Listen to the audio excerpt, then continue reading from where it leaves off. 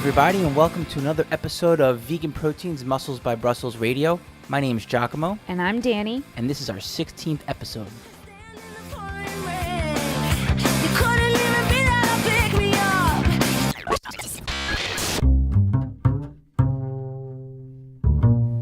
Well, hey, everybody. Thanks for tuning in to episode number 16.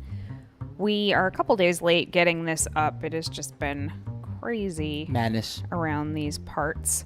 But we are still doing them bi-weekly. I think it's going to be exactly 2 weeks from the day the last one came out. It's just we've been a couple days behind. So what have you been up to, 𝐬𝐿𝐫?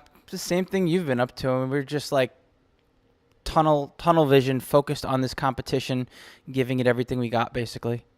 Yeah, we're 2 weeks out right now. We just got set up with our peak week plans today. And peak week is basically manipulating your macronutrients and other variables to make sure that you bring your best possible package on show day while you're on stage. You literally want your physique to peak during that 1 to 2 hours, hopefully, so that you present your best self.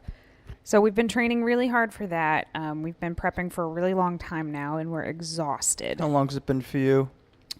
22 weeks. 22 now? 22 weeks, almost 6 months, yeah. It's been, I want to say 16 weeks for me, and, I guess with the next 2 weeks, that'll be almost half the year for you, basically. So we really do love the sport of bodybuilding, but anybody who tries to tell you that it's, fun and easy all the way through it is full of shit, because at the end, you feel like crap. Yeah. I mean, you just feel like crap. And at that point, it becomes 100% mental, because physically you don't have very much left. So you have to dig deeper and find something else to motivate you through. Yep. And you can go do it hard and fast and just get it done in 12 weeks. But the risk you run when you do that, and it's pretty great, is that there will be muscle loss. And you'll burn out even harder, faster. I mean, you're still going to burn out. Not to mention the rebound. That's true, too. Anyway. So we spent a day this week recording our daily activities. We recorded a pretty typical day for us right now in prep, working and working out and just doing the things that we normally do. Because a lot of people ask us, like, how do you two stand each other? You're never, ever apart, which is completely true. We are very, very rarely apart, and it used to drive me insane. Remember? It did. I used to pretend that it didn't drive me insane, but deep down inside, we knew it was driving me crazy also. Yeah, I mean, you need your space. Everybody needs their space, and I think that's a pretty good sign of a healthy relationship. But just the way that it works out is that we are together most of the time. We work together, we train together, we live together, we do everything together. We don't have a whole lot of separate interests or really separate time. So anyway, people ask us, how do you run your business? How do you guys work out every day? How do you eat during prep? Blah, blah, blah, blah, blah, blah. So we figured the best way to answer that question was to make a little day in the life video. So that just went up on YouTube, and we're going to share it on our Facebook page today. So it's like 20 minutes long, but it really is a very, very standard day. It was pretty weird, actually, because here we are filming what we do during the day, which is routine for us, so we don't necessarily think about it. And then as you're editing it and we're doing the voiceover, I'm like, oh my gosh, that's so weird. That's like literally what we do, and yeah, it's the point. Yeah. But revelation, 𝐬𝐿𝐫. Right. All right, so today we are going to be talking about kind of a different kind of topic. Not a nutrition topic and not a training topic per se, but definitely an interesting topic regardless of whether you're vegan or not, or whether you even lift or not. And we're going to be talking about self-acceptance versus self-improvement. And can you have them both? Can these two concepts sort of coexist together? And I really think that it's an interesting topic because people seem to sort of be in one camp or the other. They're either in the self-acceptance camp, where it's all about, I am who I am and take me for what I am and I love myself just the way I am. Or they're in the self-improvement camp, and that's when they're constantly wanting to change and grow. at any cost, basically. And they're always thinking about, how can I make myself better? What could I do? And it's it. The wheels are just constantly spinning. And it's interesting because for us, I mean, I encounter one or the other of these mostly in the realm of people's bodies and what their attitude towards their own body is. So in my profession, that's what I deal with every single day. But this whole thing can be applied to anything. It can be applied to your job. It can be applied to your relationships. It can be applied to your discipline. It can be applied to any aspect of your life where you either accept and love yourself just the way you are, or you're constantly seeking to improve. And to dig a little deeper on this topic, I think it's really helpful to look at yourself and understand kind of where you're coming from, so you can help figure out, where you can go with this. For me, I can go way, way, way back. And, as a child, I was always told that I could do no wrong. I was the best. I should love myself no matter what. Like, oh, you got a F minus? Oh, you're awesome. Or, oh, you struck out for like the 10th time in a row at the third game playing baseball. You're great. You're going to be good. I mean, you're the best player out there. I'm exaggerating. That's what I tend to do. My point is that that kind of foundation built me to have a lot of self-acceptance and a lot of confidence, which has its pros and its cons. I think when your mind is developing before you're an adult, and you're trying to figure out where you want to go with life before you're just thrown out into the world by yourself with not much guidance as an adult, these things can shape and they can help you a great deal to a point. Eventually, being too one-sided, whether it's based on self-improvement or self-acceptance, can ultimately be your downfall. And for me, it was all well and good having this confidence in the world, but it was a hindrance to me being able to change and to learn and to grow.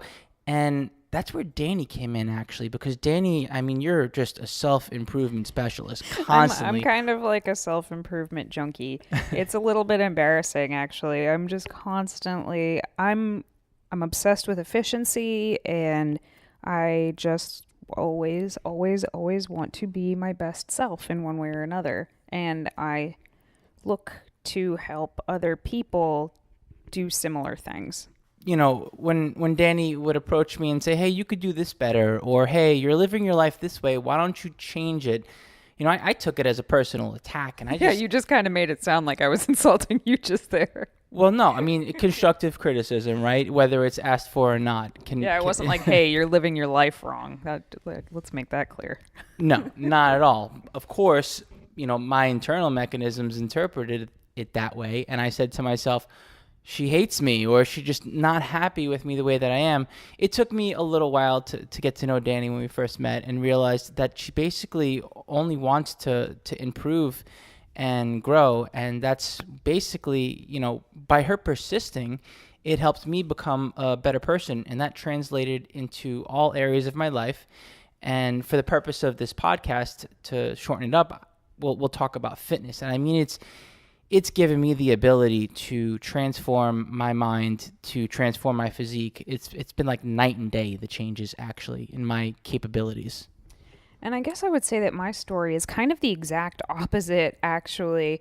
I was sort of raised to always feel like I was never good enough. I was never smart enough. My grades were never good enough. I wasn't fast enough. I wasn't applying myself enough. Blah, blah, blah. Whether these were, values instilled in me, or if they were just me putting these ideas on myself, I can't say. It was a really long time ago. But I have always been seeking to become better, faster, stronger, smarter. Anything that I could improve upon, I wanted to.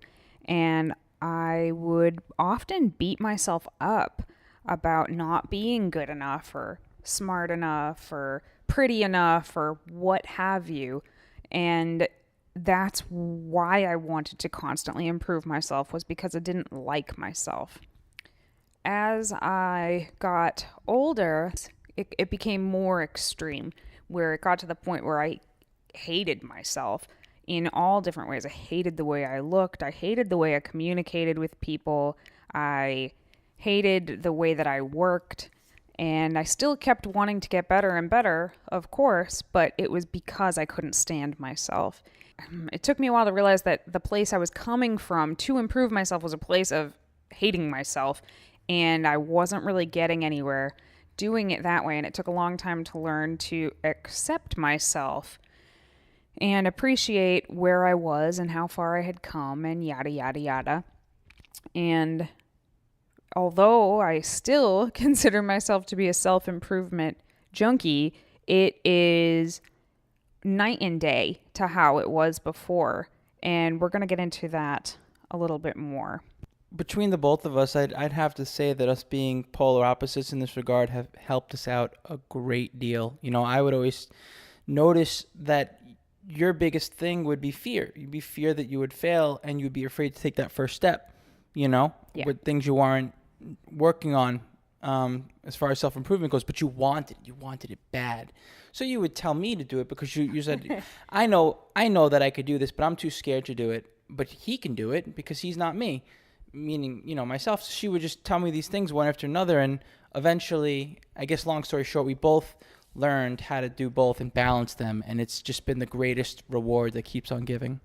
So the reason that we decided to talk about this today is because it's something that I encounter so frequently, both sides actually, but specifically I encounter this with a lot of women, although I'm sure that men are going through the exact same thing. It's just women are the ones who usually come up to me and talk to me about this.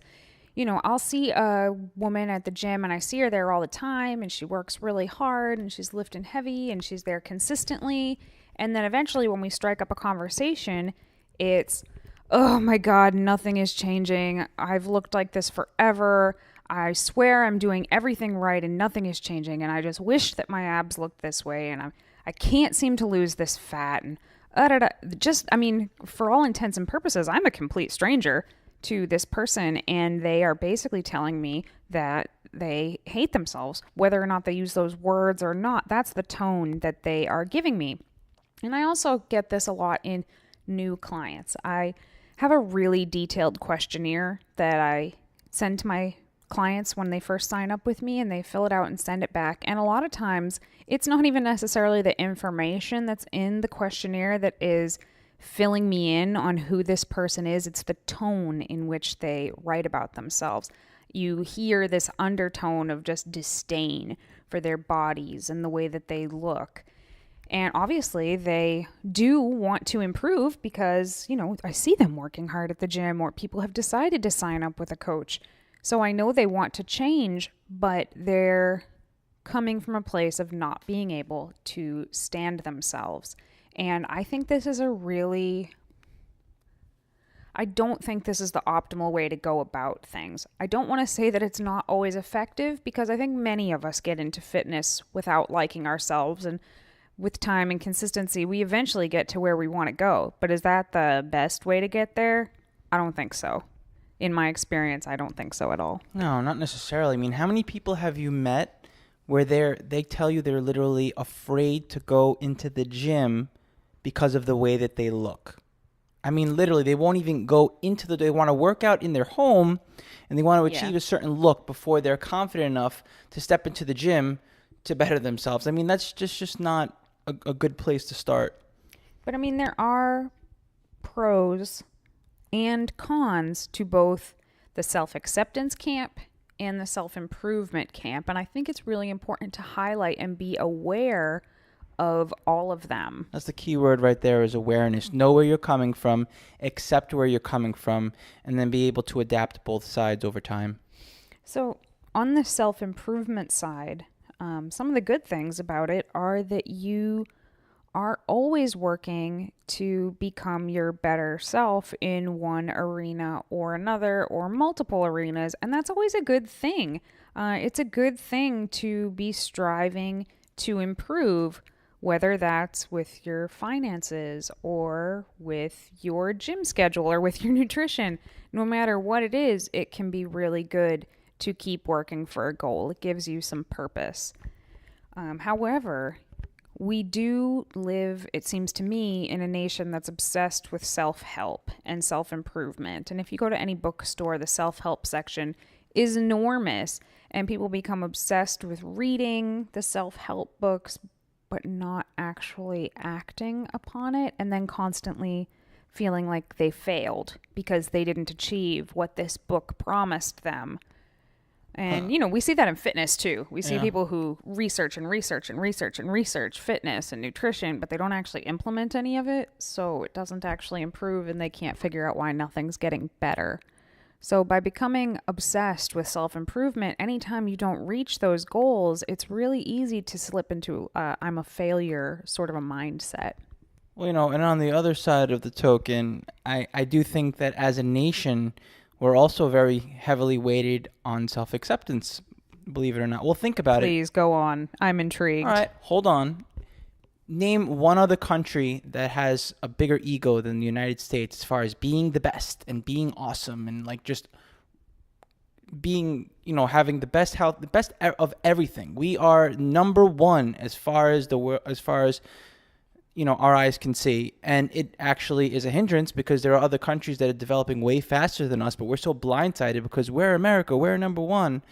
And I mean, that's like we're accepted. That's interesting. That's not something I ever would have thought. Well, think about it. I think that, I don't know if I agree with you, but it's an interesting point. So on the self-acceptance side of things individually, I guess I'm not going to speak about the country as a whole. It's great to accept yourself. I think everybody wants to be able to accept themselves where they are, accept their bodies. Who doesn't want to look in the mirror and love what they see? Who doesn't want to be satisfied in their relationships or in their positions at work and accept where they are in life at this moment? Or even better still, love where they are at that moment. But self-acceptance can also go to the extreme where you accept yourself and your situation so much that you don't actually stand up and make changes where changes actually need to be made, whether that's in your own life or from even a socioeconomic or political standpoint. When you see things that should be changed, if you just accept it for what it is, then nothing will change and nothing will get better. Right. And I mean, that's my camp right there. I mean, I've been there, and it's, once again, drawing from personal experience, it's not even that you aren't listening, like you can't even see it. When you're that heavily weighted on the self-acceptance side, people can talk to you about stuff and it just goes right over your head, Yeah, criticism just sort of slides right over your head. You don't even get that someone's you're just giving like, you. What? Like, I'm awesome. Yeah. So yeah, you're like, oh, that person's just a hater or something. Don't know what you're talking about. Yeah. But also some people, and I'm certainly not saying all people, but some people fall back on self-acceptance as an excuse to be lazy or not make necessary changes to better their lives. And I'm going to call this the illusion of self-acceptance.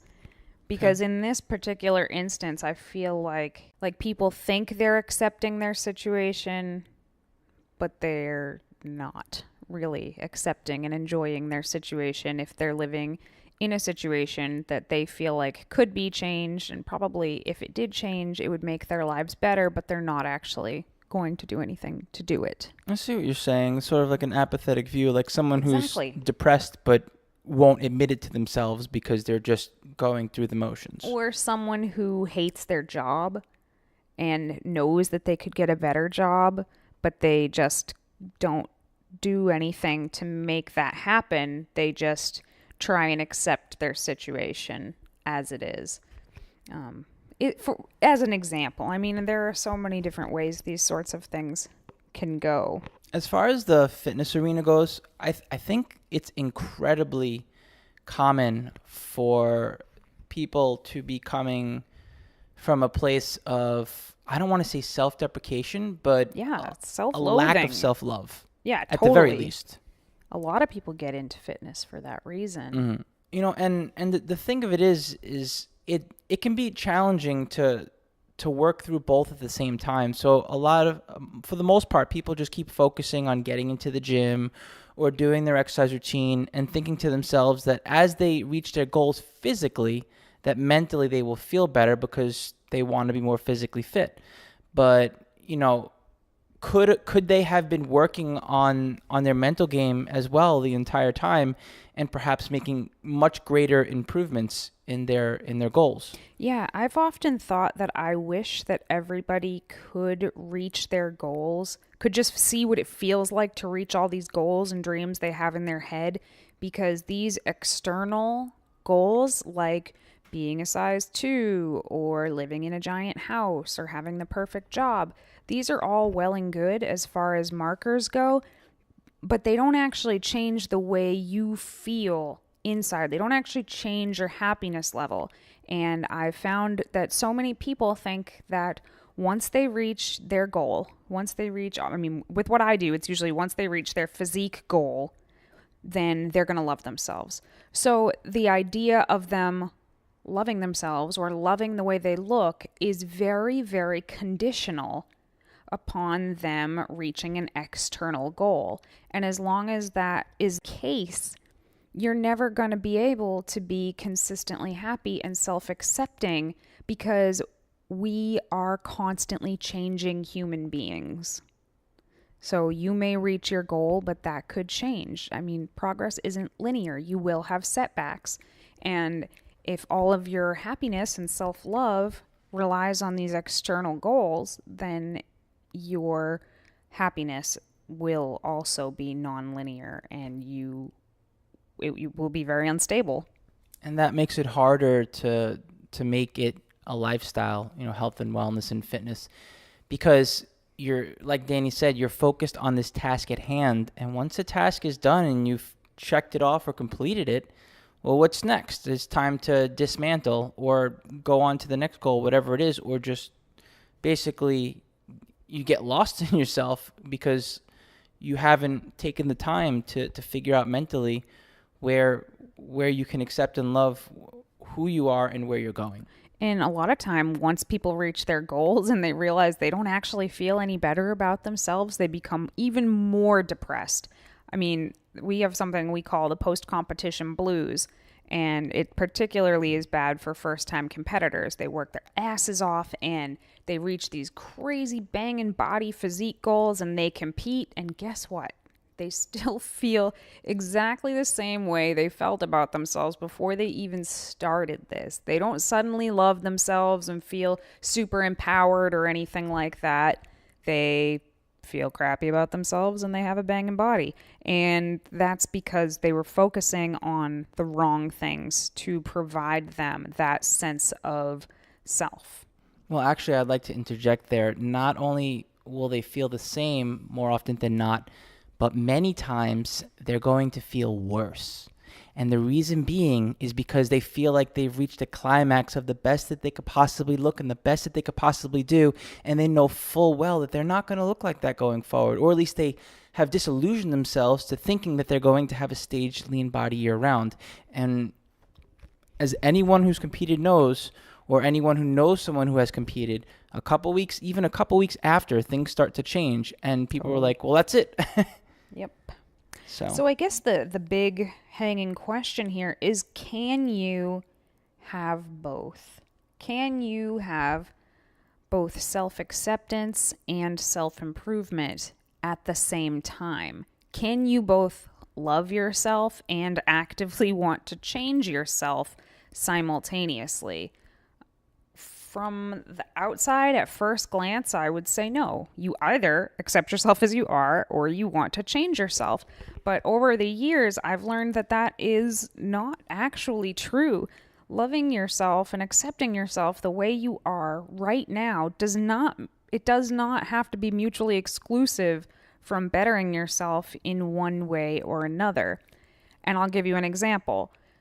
I'll give you two examples. So somebody who's sitting at home saying, I just ate way too much, and tomorrow I'm going to have to go to the gym and exercise for 2 hours to work off this cheat meal that I had. That is a person who is not accepting themselves, but trying to improve themselves, even if it's in a really unhealthy sort of a way. And then there's another person who has maybe not been taking the best care of themselves, and they're thinking to themselves, like, I really haven't been taking great care of myself, and I know that I feel better when I do take care of myself, so tomorrow I'm going to go back to the gym and start working out. And that's somebody who is, they accept themselves the way they are, and they do want to feel better, but it's because they love themselves and they think they deserve to feel better that they are going to go start working out again. I hope that makes some sense there. I mean, think about your motives for wanting to improve yourself. If your motivation for wanting to improve one aspect of your life or another is coming from a really unhappy place, if it's coming from a place of like you just don't like yourself, then maybe it's time to think about why that is, less so than about the actual thing that you want to change. Think about why you feel so badly about yourself in that way. Or maybe the opposite. If you've never questioned where you are, and just feel like you're just going to keep being at the top and keep going on and on, well, maybe it's time to start thinking long and hard about how you can get there and why you haven't even thought about improving, Yeah, if you feel like you've been sort of flatlined for a while and you, in deep down in your heart, you know that there's something that could change in your life that would improve your quality of life, ask yourself, why aren't you going for it? Are you afraid of failing? Are you afraid of the effort that it's going to take to get there? Be honest with yourself. Why aren't you making changes when deep down you know that's what you really want? That's it. You got to get real. Accepting yourself doesn't mean that you never want to change. It doesn't even mean that you wake up every single day and are super excited about yourself. Even people who are really self-accepting are going to wake up and have days where they look in the mirror and maybe just aren't super psyched about what they see. That doesn't mean that they hate themselves or that they think they're unworthy. It's just some days we're happier than others about things, and that's okay. You don't have to have this idea in your head that every single morning of the entire rest of your life you need to wake up and be super jazzed about everything that's going on. That's not self-acceptance. That's crazy. That doesn't happen very often to very many people. And if it does happen to you, kudos to you. I wish I was you. But I would say that there are times bodybuilding has taught me so much about learning to accept yourself. Half of the year I'm ripped and lean, and the other half of the year I'm trying to find pants that fit because I'm eating more and lifting really heavy, and it's almost like I have two bodies. And it has been in the past. And, one is more stereotypically fit or acceptable. And other people, when I'm lean, people look at me and they're like, yeah, she's fit. Even though when I don't look like that, I'm still fit. It's just maybe people aren't assuming that about me when they look at me. And for a lot of competitors, that's a really, really hard thing to deal with. And it was for me too when I was getting ready for my first show and I did my first ever bulking season, and I wasn't super happy about the way that I looked, but I knew that it was an important part of the process, so I just trusted it. And then the next year, going into my off season, I learned to appreciate my fuller, more voluptuous self. And even though it wasn't super muscly, I didn't have much definition or anything like that, I was strong. I had so much energy. I got to enjoy food. I learned how to appreciate that body in that state. Very, very much so. Not just like somebody saying like, oh, I appreciate all phases of my... No, I really, really did enjoy that stage of my body, even though it was about 15 pounds heavier than I am right now. And that, to me, is self-acceptance. If I tried on a pair of pants and it didn't fit me properly, I wasn't like, wow, this is so awesome that I can't find pants that fit. I'd be like, damn it. God, why don't they make pants for girls that are shaped like me? But I still appreciated how strong my legs were and how much more I could lift in the gym. and the fact that doing this was going to make me a better competitor in the on season. And that's an example of appreciating where you are right there, even though I know that it's going to change. I'm not just focused on the end goal, I'm focused on the whole process. And 𝐬𝐿 is actually somebody who I learned a lot about self-acceptance from. When I met him, like he said, he was incredibly self-accepting of some things that I would be like, how could anybody live that way? Or like I almost thought he was like delusionally happy with himself, like pleased with himself to the point of delusion. And I thought it was so weird because I just never, ever have had that kind of confidence in myself. But it was really fascinating to me. And I remember, asking him way, way back in the relationship, like, what would happen if we broke up? What would happen if I died?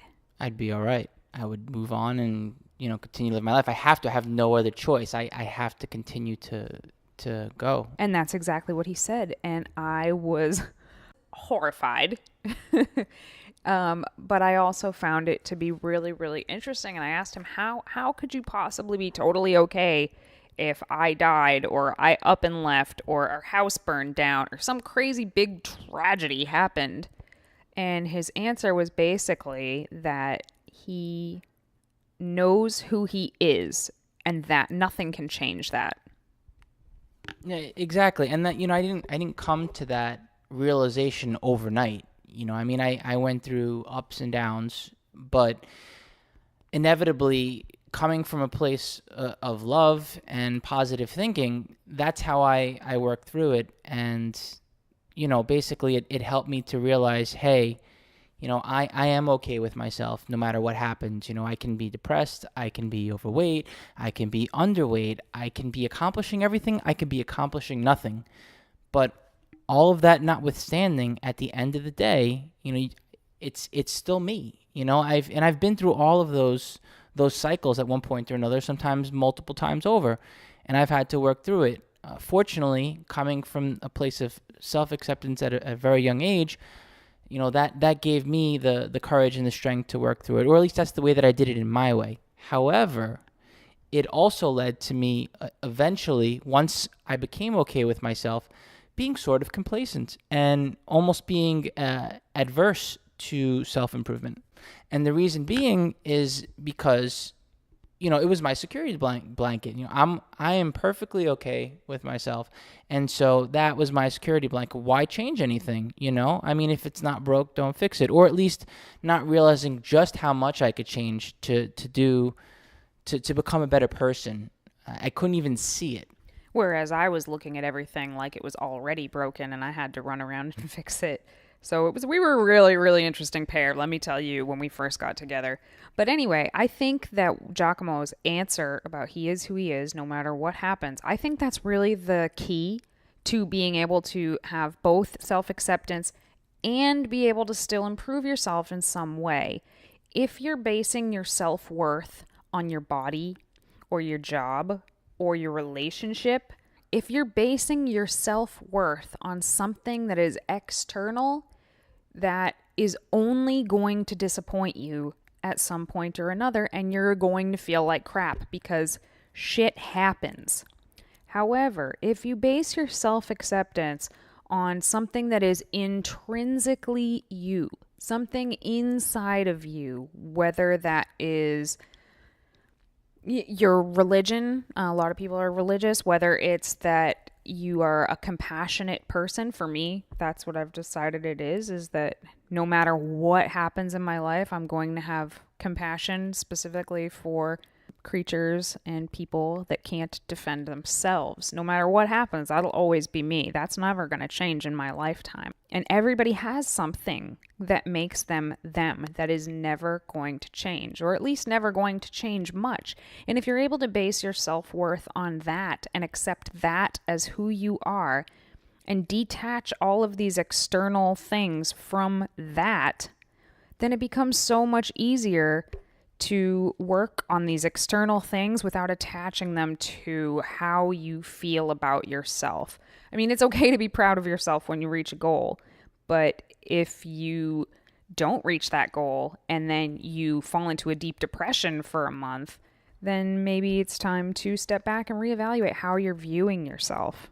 And moreover, yes, it is okay to be proud of that goal. However, it's also an ounce of humility can go a long way, because it will say, yeah, I accomplished this. It's all well and good. I earned it. However, there's so much more left that I could do, and then you can keep going for it, as opposed to just being like, hell yeah, I did this and that's that.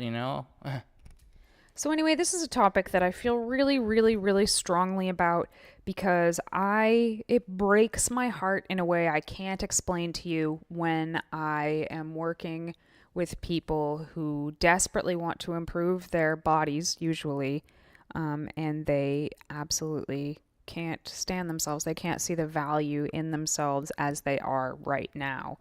And they can't value the process because all they really care about is the end goal. And it's something that I deal with every single day and try to help people through. And it's really difficult because you can never want something for someone more than they want it for themselves.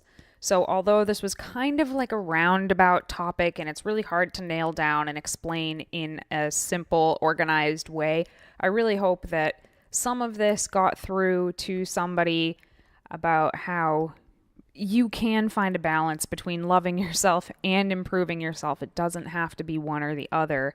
And I would care to even say you will never be able to make the same progress on improving yourself until you learn to accept yourself as you are right now.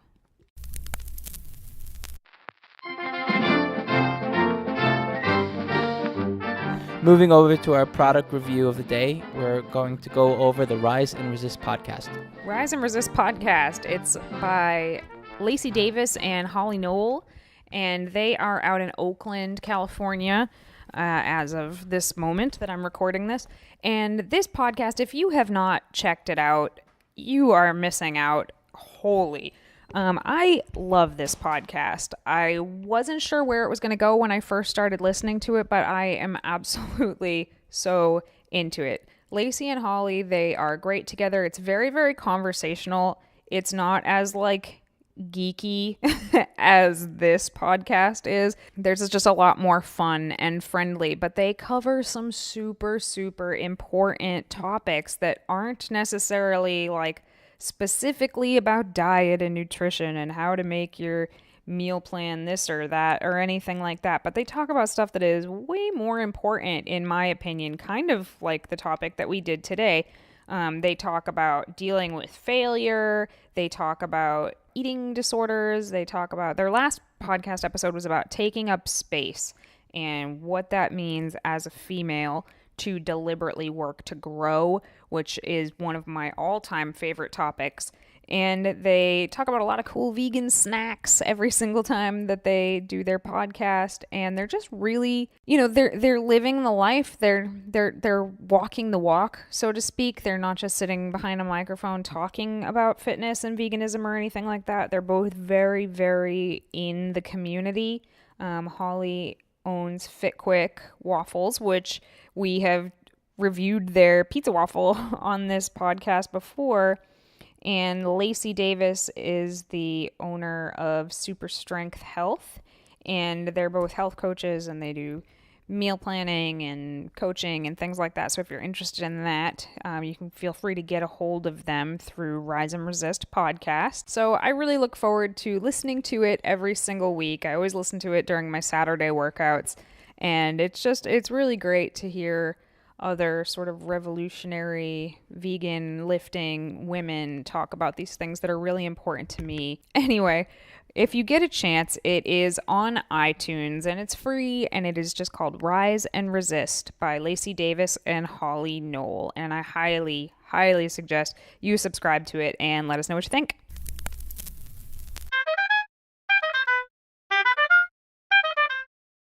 Moving on to our Q&A today. Our first question is from Allison Jacobson on Instagram. I've heard omni bodybuilders say that vegans are softer and will not be able to get as hard as their omni counterparts. And of course that we'll have to work harder to get bigger. I know there's a lot of myths out there, but is there any truth to that? I'm obviously working hard to prove them wrong and show them you don't need to kill anyone to build muscle, but what do you say to things like this? Well, I guess the first question to ask is where is this coming from? Where is that being grounded from? This ideology that an omnivorous bodybuilder will achieve a harder look than a vegan or a vegetarian bodybuilder, so to speak. Gosh, I don't know. I mean, I don't think that it's. I don't feel like it's grounded in science or anything like that. No, not at all. I mean, it's anecdotal at best. Maybe, perhaps they're just assuming these things. Well, here's what I'm thinking is, first of all, I think they just pulled that out of their ass, honestly, because there's not a lot of vegan bodybuilders. Like, if you were to figure out what the percentage of people who are vegan bodybuilders in the population are, it's probably like 0.0001 or something like that. There's not a lot of us. Not that there's a lot of bodybuilders in general, but there's certainly more omnivorous bodybuilders than there are vegan bodybuilders. And if they are talking about the omnivorous bodybuilders that are like at the top of the IFBB, your Phil Heath, your Kai Green, a lot of people compare bodybuilders specifically to those type of guys, which is silly because those are the guys at the top of the top. And if anybody who ate meat could look like that, why doesn't everybody look like that? Well, I've been thinking about this as you were chiming in over there, and I'm trying to ask myself, why would someone say this? You know, because there are a lot fewer examples. And maybe they're taking a look at their plate and saying to themselves, this is what I usually eat as a bodybuilder. And if I remove the things that are, like meat and cheese and whey protein, eggs, what's going to happen to my body? Maybe they're looking at it in that regard. It's possible. Yeah, and it's, well, one, it's a very uneducated assumption, and there's no grounds for it, basically. The only thing that could possibly be true about this, although I don't think that they know that when they say it, is that vegans tend to, in general, I'm not even talking about bodybuilders, vegans tend to eat higher carbohydrates than most other people, and carbohydrates store water. And obviously, somebody who has more water in their body is going to look a little bit softer than somebody who has less water in their body. So even when you're talking about vegan bodybuilders, generally we eat more carbohydrates than non-vegan bodybuilders. So let me tell you though, it ain't by much. So so you can get that idea out of your head right there.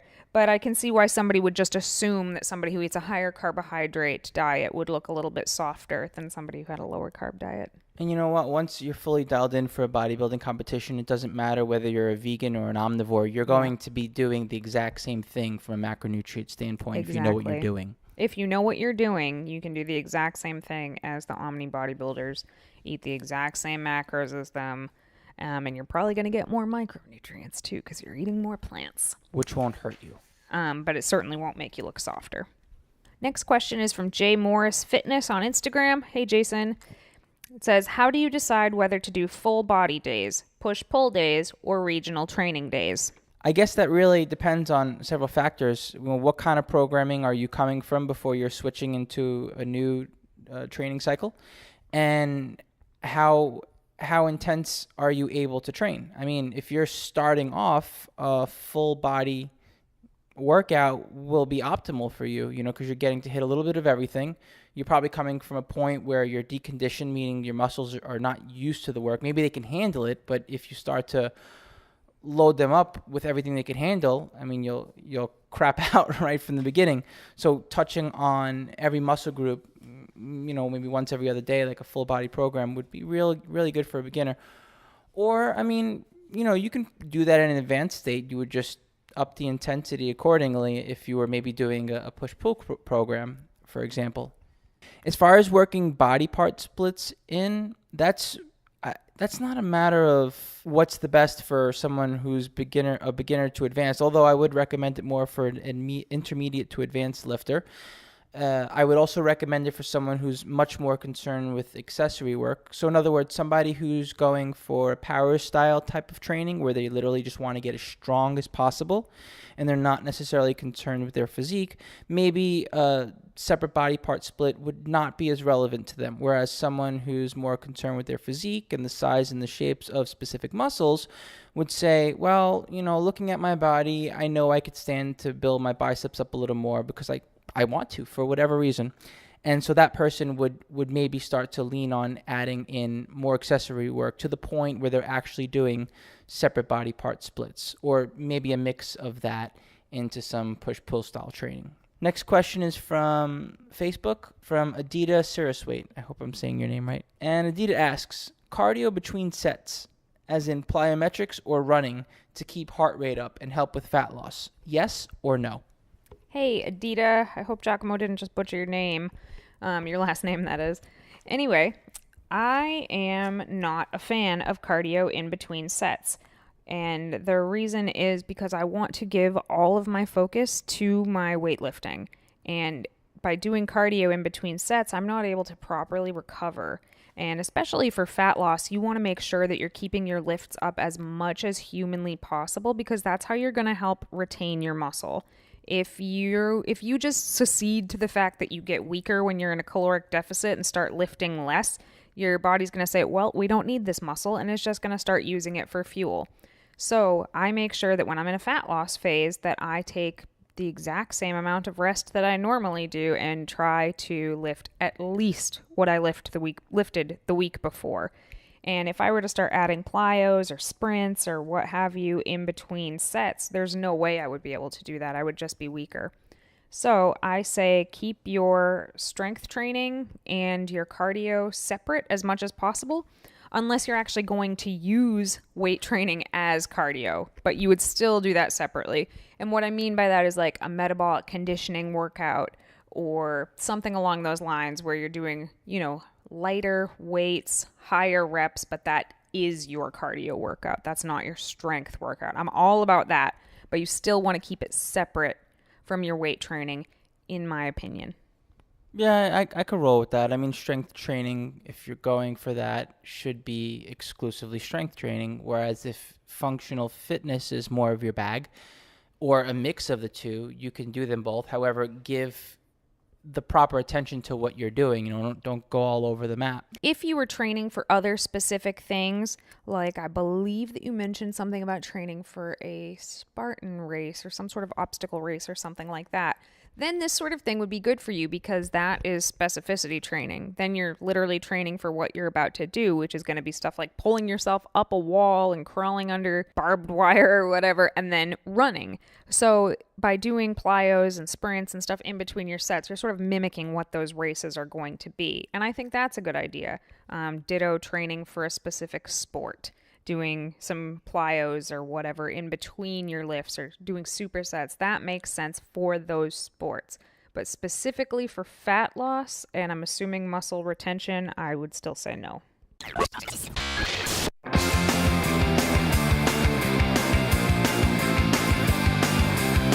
All right, everybody, and thank you so much for tuning in to another episode of Vegan Proteins Muscles by Brussels Radio. If you have any questions for us, you can reach us on Facebook, Instagram, and Twitter at Vegan Proteins. And if you could take a minute to go onto iTunes and rate us or leave us a review, it really, really helps us get this information out there to more people, and we very, very much appreciate it. So thanks again for tuning in. My name is Danny. And I'm 𝐶𝐿. And we will talk to you in 2 weeks.